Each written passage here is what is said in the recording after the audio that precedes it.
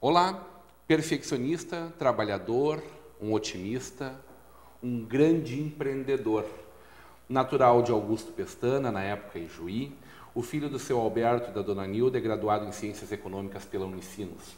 Competente, o marido da Regina tem uma linda história de dedicação com a Carburgo, onde é sócio e diretor. Exemplo de sucesso, o pai do Jackson, da Karina e do Igor, ainda é sócio e diretor da Premier Citroën, da Kia Alto Vale, uma locadora de veículos e uma corretora de seguros. Hoje teremos uma conversa de peso com o Sr. Heinz Drebs. Seja muito bem-vindo, Sr. Heinz, para essa conversa de peso. Só corrigindo aqui, na época, Augusto Pestana fazia parte de Juí, né? E continua lá, né? Era o segundo distrito, hoje município. Na época, doutor Pestana? Doutor Pestana. Tá bem. O que o senhor lembra daquela época lá? Em primeiro lugar, Rodrigo, obrigado pela oportunidade de estar aqui com você e poder compartilhar com os teus telespectadores uma parte da minha história. E inspirar os nossos telespectadores, Sr. Heinz. Espero que possa servir em alguns detalhes, pelo menos, de bom exemplo. Com certeza. Como é que foi lá essa Augusto Pestana? Que Augusto Pestana foi essa que o senhor deixou para trás? Era uma região agrícola, colonial, não tinha nem luz elétrica naquele tempo. Meu pai teve a visão de me continuar meus estudos após o curso primário. Ele me colocou no internato no Colégio Augusto Pestana, em Juí, com 4 anos de internato. E aos 16, fim de quase 17, eu estava concluído o meu curso ginasial. E o meu pai achou que eu devia continuar estudando e me trouxe para São Leopoldo, na Escola Técnica de Comércio, do professor Schreiber. Que já tinha uma relação com a já família. Já era conhecido do meu pai, tinha sido professor do meu pai no tempo de solteiro e em Cachoeira do Sul. Aí meu pai achou que eu devia continuar estudando, fazer técnico em contabilidade, estudar à noite e procurar um trabalho durante o dia. Com 17 anos, fiquei 470 quilômetros longe de casa o ano inteiro. Era uma aventura na época, mas, enfim, era uma missão e foi um desafio ao mesmo tempo. Como é que foi ficar longe do pai e da mãe, naquela época com 17 anos, e tão longe de casa, e sem ninguém aqui para cuidar do senhor? Na verdade, a gente estava obcecado pelo trabalho, pelo estudo, e se comunicava com os pais com uma carta, 1 ou 2 vezes por mês mandava uma carta, recebia uma carta. Não tinha telefone celular naquela época, não é verdade? Então, e-mail muito menos, então a gente se comunicava por carta. E naquela época eu ainda escrevia cartas aos meus pais em alemão. Era a forma como vocês conversavam em casa? Era a língua oficial da família. Foi aprender o português como, Sr. Heinz? Eu aprendi português com 5 ou 6 anos de idade, com a senhora que trabalhava lá em casa, mas trabalhava lavando a roupa e cuidava ajudava meus pais na ordem da casa, e com ela eu falava português. Coisa. Eu respondia em alemão e ela falava português. E aqui o senhor foi trabalhar, né? Não aí vim para São Leopoldo como estudar. Procurar um trabalho e acabei encontrando, então, depois de algum tempo, um trabalho numa oficina mecânica em São Leopoldo. O diretor do colégio me indicou aquela oportunidade, dizendo que lá tinha um casal de alemães que queriam um rapaz que falasse alemão. Eu, com 17 anos, não tinha nunca trabalhado em outras coisas, não sabia fazer outra coisa que não falar alemão. E consegui o meu emprego na Giering, em São Leopoldo, que era, na época, a revenda Volkswagen, lá na faixa. Numa época em que tinha da Volkswagen? A Kombi? A Volkswagen tinha o... Estamos falando Kombi, em 1958? Em 57 tinha sido lançada a Kombi. Eu comecei a trabalhar em 58 na Giering, em São Leopoldo. Não tinha nem o Fusca ainda? O produto nacional era só a Kombi. O Fusca foi lançado em janeiro de 59. Isso é anterior, na Volkswagen, anterior ao Fusca, Eu então. comecei antes do Fusca. Maravilha. É uma história bonita. E ali era atendente? Ali eu fui admitido como auxiliar de escritório. O meu uniforme de trabalho era um brim da Shell, um bonezinho da Shell, um brincac, e fazia trabalho de auxiliar de escritório. Emitir ordem de serviço, entregar peças e colocar o carro para dentro da oficina, atender como frentista no posto de gasolina também, foi minha atividade. E estudando de noite e trabalhando de dia. Se preparando para ser contador? Me preparando para ser técnico em contabilidade. Técnico em contabilidade. E depois de algum tempo, o seu Guirin contratou um contador, quando eu estava quase me formando técnico em contabilidade, ele contratou um contador. Eu, na época, não tinha noção do que era a diferença entre técnico em contabilidade e contador. Certo. Ele era contador formado em ciências contábeis e já tinha experiência em contabilidade. E eu estava para me formar em técnico em contabilidade sem nenhuma experiência.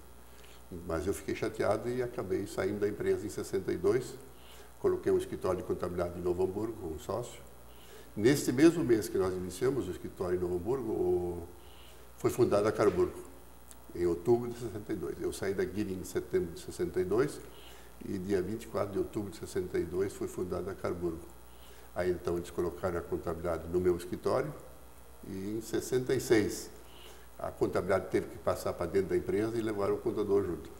Na época o senhor ainda não era sócio, né? Como é que não, eu entrei. Deu a sua entrada. Eu entrei na Carburgo em julho de 66 como contador. A contabilidade foi para dentro da empresa e o contador foi junto. Mas lá logo, desde o início, eu comecei a cuidar mais do que eu sempre gostei de fazer, o que eu sempre soube fazer melhor, relacionamentos e atendimento de clientes e voltar para a área de marketing, a área área comercial. E aí eu acabei deixando a contabilidade dentro da empresa na mão de outras pessoas e eu fiquei como empregado, gerente da empresa até 68, quando eu casei, aí recém-formado na Unicinos pelas Ciências Econômicas, e casei em fevereiro e naquela oportunidade eu fui convidado para estar de sócio da empresa. Aí eu comecei com pequena parcela, com as minhas economias que eu já tinha feito até então. Entrei de sócio na empresa e de lá para cá, tudo comigo. E ali já era sócio o seu grande parceiro de vida, né? O Verno, que foi meu grande companheiro, que foi a causa porque eu saí da empresa, ele era o contador contratado, que foi a causa porque eu saí da empresa. Maravilha, né? Acabou me trazendo para dentro. O mundo dá voltas mesmo. O mundo dá volta. Acabaram sendo parceiros de uma vida inteira. Me convidaram para voltar, me aceitaram como sócio.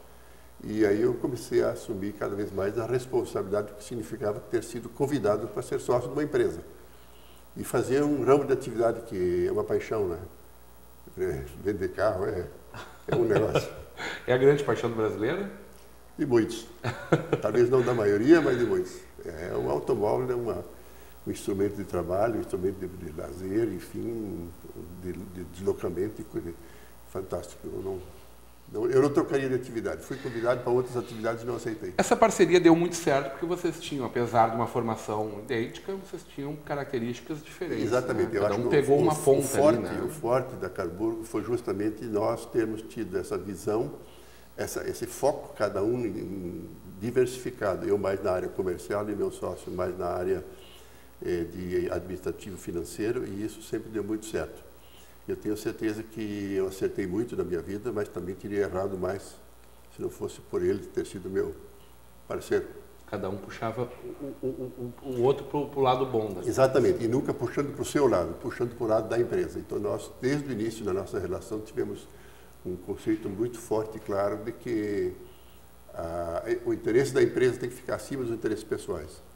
Eu não posso colocar meus interesses pessoais acima dos interesses da empresa. O nosso empreendimento é para ser bem sucedido, então nós temos que focar no desenvolvimento do nosso negócio. Essa perda do Verno é muito recente ainda, né? Está fazendo hoje 2 meses. Como é que foi esse baque para o senhor? Vamos falar agora, esquece a empresa, e como é que foi o amigo que o senhor perdeu aí? Foi difícil. É um parceiro de uma vida que de muita alegria, né? Mas faz parte. É bola para frente. Faz falta, a gente sente muito.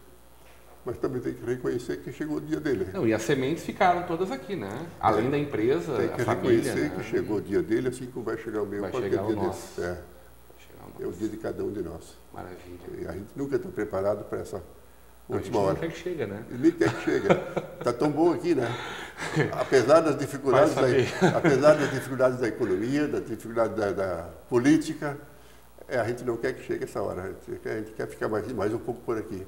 Por isso que eu uso uma expressão que a vida é como andar de bicicleta. Quem parar de pedalar pode cair ou vai cair. Eu não quero cair tão cedo, então vou continuar pedalando. Podia passear um pouco mais.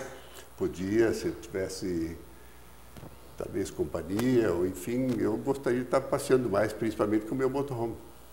O motorhome é uma paixão do senhor desde sempre, né? Eu tenho isso já há mais de 30 anos. Gosta de dirigir? Gosta de ir em cada lugar diferente no momento? Gosto de dirigir, lugares diferentes, essa mobilidade e ao mesmo tempo ter tudo muito próximo dentro do motorhome. Você tem itens de conforto e as ferramentas, as coisas todas muito perto. É item de conforto e essa mobilidade é maravilhosa. Eu me sinto poderoso quando estou sentado no volante. Como é que foi chegar à administração da Carburgo, vocês daí já, essa dupla, como sócios majoritários da empresa? Foi um divisor de águas na história da empresa. Houve um momento que nós fizemos um planejamento estratégico na empresa, colocando 5 grandes metas, e 3 delas foram realizadas, que eram a organização e gestão, enfim, interno, e 2 grandes metas, a 4ª e a 5ª, foram ficando para mais tarde. Aí o sócio titular se retirou da empresa, ele passou para a filha a parte da cota dele que ele ainda detinha na empresa, e foi quando nós, então, negociando com ela, partimos para...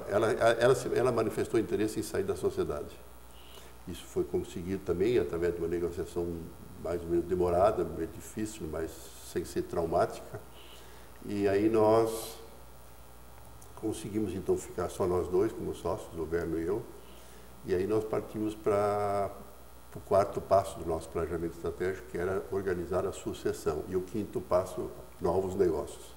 Então, a meta era, primeiro, organizar a sucessão, que nós conseguimos através do ingresso do filho do Werner como administrativo financeiro, na mesma área de especialização do pai, e o meu filho mais velho, o Jackson, na área de comercial. Também e a minha também. Eu até acho que hoje eles dois se entendem melhor do que eu e o Werner, porque os tempos modernos hoje são mais exigentes, exigem mais de nós.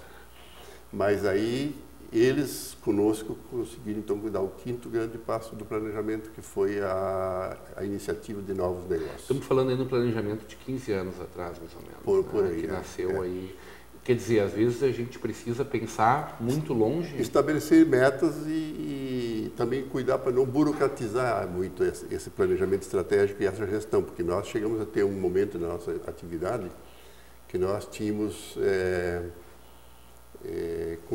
conquistado o título de ISO 9002, a primeira concessionária de automóveis do Rio Grande do Sul com ISO foi a nossa. Foi um projeto piloto que a nossa associação lançou e eu assumi na época de trazer isso para dentro da nossa empresa. Foi muito interessante, foi um salto de qualidade para nós. Mas é uma atividade muito burocratizada. Hoje eu vejo que dentro da realidade atual da economia, seria meio impossível de a gente continuar praticando esses detalhes todos, porque é muito formalizado tudo muito processo. Entendo. E hoje nós temos que também trabalhar um pouco enxuto, né? A operação hoje tem que ser bem enxuta porque a rentabilidade caiu muito. Vamos falar sobre esses tempos atuais e sobre essa expansão da Carburgo, isso logo depois do nosso intervalo, hoje com Heinz Drebs.